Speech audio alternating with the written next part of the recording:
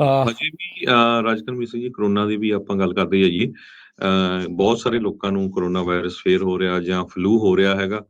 ਥੋੜਾ ਜਿਹਾ ਬਚਾਅ ਰੱਖੋ। ਬਾਈਡਨ ਐਡਮਿਨਿਸਟ੍ਰੇਸ਼ਨ ਨੇ ਇੱਕ 6 ਹਫ਼ਤਿਆਂ ਦਾ ਕ੍ਰਿਟੀਕਲ ਜਿਹੜੀ ਆ ਮੁੱਦਾ ਅੱਗੇ ਤੁਰਿਆ ਹੈਗਾ, COVID-19 ਬੂਸਟਰ ਵੈਕਸੀਨੇਸ਼ਨ ਦਾ। ਆਉਣ ਵਾਲੇ ਹੁਣ ਛੁੱਟੀਆਂ ਵਾਲੇ ਸੀਜ਼ਨ ਦੇ ਲਈ ਪ੍ਰੈਜ਼ੀਡੈਂਟ ਬਾਈਡਨ ਉਹਨਾਂ ਦੇ chief medical adviser doctor Tony Fauci, ਉਹਨਾਂ ਨੇ ਕੈਂਪੇਨ ਉਹ ਕੱਲ ਸ਼ੁਰੂ ਕੀਤੀ ਹੈਗੀ ਆ ਵਾਈਟ ਹਾਊਸ ਦੀ ਪ੍ਰੈਸ ਕਾਨਫਰੰਸ ਦੇ ਵਿੱਚ। ਈਵਨ ਦੋ ਉਹਨਾਂ ਨੇ ਦਸੰਬਰ ਦੇ ਵਿੱਚ ਰਿਟਾਇਰ ਹੋ ਜਾਣਾ ਆ। ਕਹਿੰਦੇ ਵੀ 35 ਮਿਲੀਅਨ ਜੋ ਅਮਰੀਕਨਸ ਆ ਉਹਨਾਂ ਨੇ ਆਲਰੇਡੀ ਬੂਸਟਰ ਜੋ COVID-19 ਦਾ ਆ ਇਸ ਸਾਲ ਉਹ ਲਾ ਲਿਆ ਹੈਗਾ ਆ। ਬਾਈਵੇਲੈਂਟ ਬੂਸਟਰ ਸ਼ਾਟ ਉਹਦੇ ਵਿੱਚ 16 ਮਿਲੀਅਨ ਦੇ ਕਰੀਬ ਸੀਨੀਅਰਸ ਆ।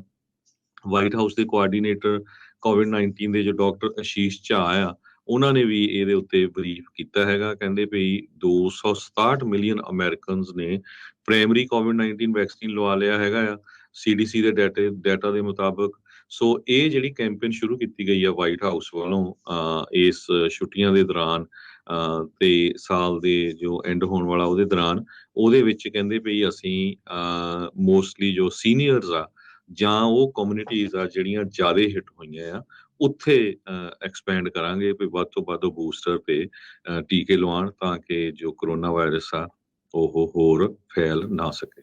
ਜੀ ਜੀ। ਅਗਲੀ ਜਿਹੜੀ ਹਰਜੋਤ ਸਿੰਘ ਜੀ ਗੱਲ ਕਰਦੇ ਜਾਈਏ, ਸੈਨੇਟ ਦੇ ਵਿੱਚ ਕੀ ਡੈਮੋਕ੍ਰੇਟਸ ਦੀ 51 ਸੀਟਾਂ ਦੇ ਨਾਲ ਮੈਜੋਰਟੀ ਹੋਊਗੀ ਜਾਂ 50-50 ਸਪਲਿਟ ਰਹੂਗਾ? Georgia the run of election ਆ ਉਹ ਡਿਸਾਈਡ ਕਰੇਗੀ। ਹੁਣ ਤੋਂ ਆਈ ਥਿੰਕ 2 ਹਫ਼ਤਿਆਂ ਬਾਅਦ ਇਹ ਜਿਹੜੀ ਇਲੈਕਸ਼ਨ ਆ ਉਹ ਹੋਣੀ ਹੈ 6 ਦਸੰਬਰ ਨੂੰ। ਜਾਰਜੀਆ ਦੇ ਵਿੱਚ ਅਰਲੀ ਵੋਟਿੰਗ ਦੇ ਉੱਤੇ ਪਹਿਲਾਂ ਰਿਪਬਲਿਕਨ ਪਾਰਟੀ ਨੇ ਰੋਕ ਲਗਵਾ ਦਿੱਤੀ। ਉਹਨਾਂ ਨੇ ਕਿਹਾ ਸੀਗਾ ਵੀ ਨਹੀਂ ਸਾਨੂੰ ਇਹ ਚਾਹੀਦੀ, ਪਰ ਉਸ ਤੋਂ ਬਾਅਦ 'ਚ ਡੈਮੋਕ੍ਰੇਟ ਪਾਰਟੀ ਵਾਲੇ ਅਰਲੀ ਵੋਟਿੰਗ ਦੇ ਹੱਕ ਦੇ ਲਈ ਹੋਰ ਉਚਲੀਆਂ ਅਦਾਲਤਾਂ 'ਚ ਗਏ, ਜਿੱਥੇ ਉਹਨਾਂ ਨੂੰ ਰਾਹਤ ਮਿਲੀ ਤੇ ਉਹਨਾਂ ਨੇ ਕਿਹਾ ਵੀ ਅਰਲੀ ਵੋਟਿੰਗ ਜਿਹੜੀ ਆ ਉਹ ਹੋਣੀ ਚਾਹੀਦੀ ਆ। ਫਿਰ ਉਸ ਤੋਂ ਬਾਅਦ ਦੇ ਵਿੱਚ ਇਹ ਕੇਸ ਹੁਣ ਮੁੜ ਕੇ ਜਾਰਜੀਆ ਦੀ ਸੁਪਰੀਮ ਕੋਰਟ ਦੇ ਵਿੱਚ ਗਿਆ, ਜਿੱਥੇ ਅੱਜ ਸੁਪਰੀਮ ਕੋਰਟ ਨੇ ਉਸ ਦੇ ਉੱਤੇ ਬਲੌਕ ਲਾਉਣ ਦੇ ਉੱਤੇ, ਰੋਕ ਲਾਉਣ ਤੋਂ ਨਾ ਜਿਹੜੀ ਉਹ ਕਰ ਦਿੱਤੀ ਆ ਅਰਲੀ ਵੋਟਿੰਗ ਦੇ ਉੱਤੇ। ਸੋ ਕਹਿੰਦੇ ਵੀ ਜਿਹੜੀਆਂ ਕਾਉਂਟਰੀਜ਼ ਆਲਰੇਡੀ ਅਰਲੀ ਵੋਟਿੰਗ ਆਫਰ ਕਰ ਰਹੀਆਂ ਉਸ ਦੇ ਉੱਤੇ ਬਲੌਕ ਲਾਉਣ ਤੋਂ ਰਿਫਿਊਜ਼ ਕਰ ਦਿੱਤਾ। ਕਈ ਕਾਉਂਟਰੀਜ਼ ਜਾਰਜੀਆ ਦੇ ਵਿੱਚ ਜਿੱਥੇ ਅਰਲੀ ਵੋਟਿੰਗ ਰਿਕੁਆਇਰਡ ਨਹੀਂ ਵੀ ਹੈਗੀ, ਉਹ ਵੀ ਕਹਿ ਰਹੇ ਆ ਵੀ ਅਸੀਂ ਅਰਲੀ ਵੋਟਿੰਗ ਜਿਹੜੀ ਆ ਉਹ ਰਿਕੁਆਇਰ ਉਹ ਜਿਹੜੀ ਆ ਅਸੀਂ ਆਫਰ ਜਿਹੜੀ ਉਹ ਕਰਾਂਗੇ। ਇਹ ਜਿਹੜਾ ਮੂਵ ਆਇਆ ਡੈਮੋਕ੍ਰੇਟਸ ਇਸ ਤੋਂ ਖੁਸ਼ ਨੇ ਆਬਵੀਅਸਲੀ।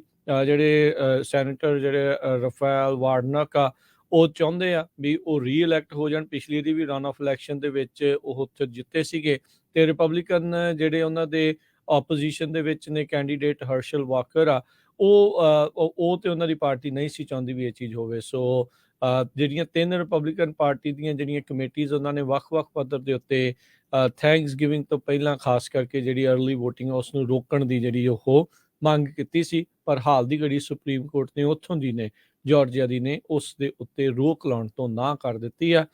ਇਹ ਅਕਸਰ ਦੇਖਿਆ ਗਿਆ ਵੀ ਅਰਲੀ ਵੋਟਿੰਗ ਦੇ ਵਿੱਚ ਜਿਹੜਾ ਡਾਟਾ ਇਹੀ ਦੱਸਦਾ ਆ ਵੀ ਡੈਮੋਕ੍ਰੇਟਸ ਜ਼ਿਆਦਾ ਵੋਟ ਪਾਉਂਦੇ ਆ, ਤੇ ਜਿਹੜੇ ਰਿਪਬਲਿਕਨ ਪਾਰਟੀ ਵਾਲੇ ਵੋਟਰ ਆ on the day of election ਉਸ ਦੇ ਵਿੱਚ ਵੋਟ ਪਾਉਣ ਨੂੰ ਤਰਜੀਹ ਦਿੰਦੇ ਨੇ।